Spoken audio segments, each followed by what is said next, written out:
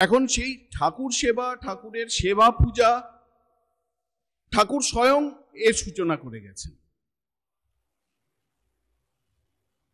একেবারে ছোট্টবেলায় তাদের বাড়িতে কামারপুকুরে রঘুবীর শিলা ছিল। আপনারা জানেন সে ঘটনায় রঘুবীর শিলার গল্প আছে যে ক্ষুদিরাম চট্টোপাধ্যায় তার এক আত্মীয় ভাগ্নে হবে, তিনি মেদিনীপুরে থাকতেন, কোনো কর্ম করতেন, সেখানে কোনো কাজ করতেন। সেই ভাগ্নেকে দেখবার জন্যে ক্ষুদিরাম চট্টোপাধ্যায় পায়ে হেঁটে যেতে শুরু করেছিলেন। এবার সারা সকাল থেকে হেঁটে হেঁটে হেঁটে হেঁটে ক্লান্ত হয়ে পড়েছেন। একটি বড় গাছের ছায়ায় বিশ্রাম নিতে নিতে ঘুমিয়ে পড়েছেন। ওখানে তিনি দর্শন পেয়েছিলেন যে একটি কিশোর, তার নবদুর্বা দলশ্যাম, হাতে তীরধনুক, সেই অপূর্ব সুন্দর দেখতে।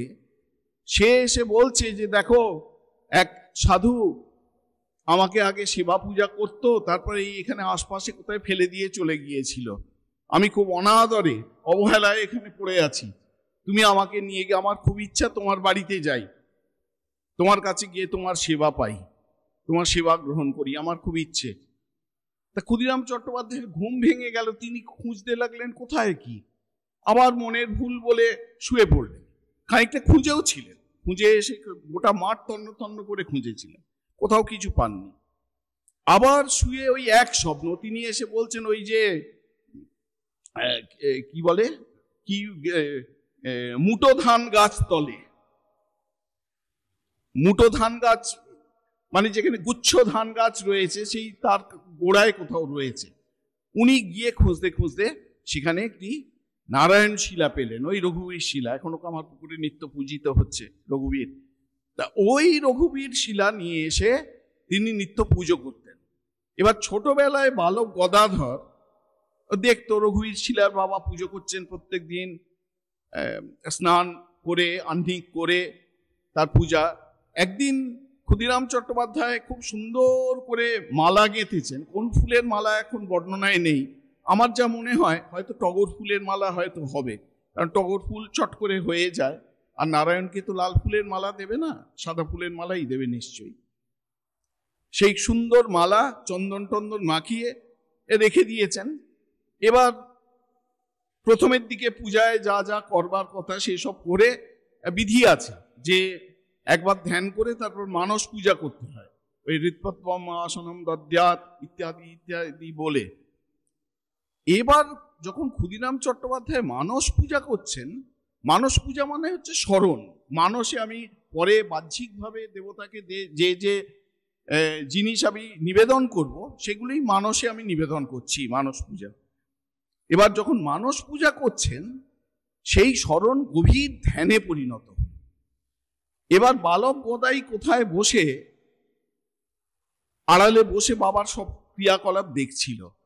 তার বড় ইচ্ছা ওই যে মালাটি আছে, ওই মালাটির ওপর তার লোগোটি সে পড়বে, এটি তার ইচ্ছা। এবার বাবার স্মরণ মনন যখন গভীর ধ্যানে পরিণত হলো, সে এসে মালাটি তুলে নিজের গলায় পড়ল, যা চন্দন টন্দন ছিল দিয়ে নিজের অঙ্গ সজ্জা করলো। করে এখানে খুব সুন্দর করে লিখেছেন অক্ষয় কুমার সেন শ্রী শ্রী রামকৃষ্ণ পুঁথিতে, সুযোগ পাইয়া গদাধর হেন কালে যতনের গাঁথা মালা পরিলেন গলে, চন্দনে চর্চিত কইলা অঙ্গ আপনার, তথাপি না ধ্যান ভঙ্গ হইল পিতার। রঙ্গ করি জনকেরে ডাক দিয়া কন, দেখো না গো রঘুবীর সেজেছি কেমন, আমি সেই রঘুবীর দেখো না গো চেয়ে, কেমন সেজেছি মালা চন্দন পরিয়ে। একবারে গদাধর ওই মালা চন্দন পরে বাবাকে ডাক দিচ্ছেন। এই ঘটনাটার উল্লেখ করছি এই কারণে যে এই যে শ্রী শ্রী ঠাকুরের পূজা, শ্রী শ্রী ঠাকুরের সেবা, এর সূচনা কিন্তু করে গেছেন ঠাকুর নিজেই করে গেছেন। আমরা পরবর্তীকালে অনেকবার দেখব, বহুবার এরকম দেখব। শ্যামপুকুর বাটিতে কথামৃতেই কয়েকটি উদাহরণ আছে। তারপর আমাদের প্রভানন্দজি মহারাজের ওই লেখা 2 ভলিউমে শ্রীরামকৃষ্ণের যে অন্তলীলা, ওখানেও এই রকম বেশ কিছু ঘটনা আছে। একটি দুটি ঘটনার কথা বলি। ঠাকুর তখন শ্যামপুকুর বাটিতে আছে, কালী পুজোর দিন, সেদিন ছিল 1886 1885 6ই নভেম্বর, কালী পূজার দিন। সেদিন ছিল দীপান্বিতা কালী পূজা। এখন সন্ধ্যে 7টা, ঠাকুর আগে থেকে সবাইকে বলে রেখেছিলেন যে পূজার জোগাড় যন্ত্র সব করে রাখবে। কেউ জানে না যে কিসে পুজো হবে, কে পুজো করবেন, কি, শুধু ঠাকুর বলেছেন পূজার জিনিসপত্র জোগাড় করে রাখো। সবাই ভক্তেরা জোগাড় করে রেখেছেন। এবার যখন সব ভক্তরা চারপাশে ঘিরে বসে আছেন, ওখানে মাস্টার মশাই লিখেছেন যে শরৎ, শশী, গিরিশ, চুনিলাল, মাস্টার, রাখাল, নিরঞ্জন, ছোট নরেন, বিহারী প্রভৃতি অনেক ভক্ত, এইসব ভক্তরা সব রয়েছেন। ঠাকুর এমন সময় বলছেন ধুনান, ধুনানো, ধুনা দাও আর কি। কিছুক্ষণ পর ঠাকুর নিজেই জগন্মাতাকে ওইখানে যে পায়েস এবং মিষ্টান্ন ইত্যাদি ইত্যাদি নৈবেদ্য ছিল সেগুলো সব নিবেদন করলেন। নিবেদন করে মাস্টার মশাইয়ের দিকে তাকিয়ে বলছেন সবাই একটু ধ্যান করো। তো সবাই চোখ বুজে ধ্যান করতে শুরু করলেন। দেখতে দেখতে গিরিশ ঘোষের কি একটা উদ্দীপনা হলো।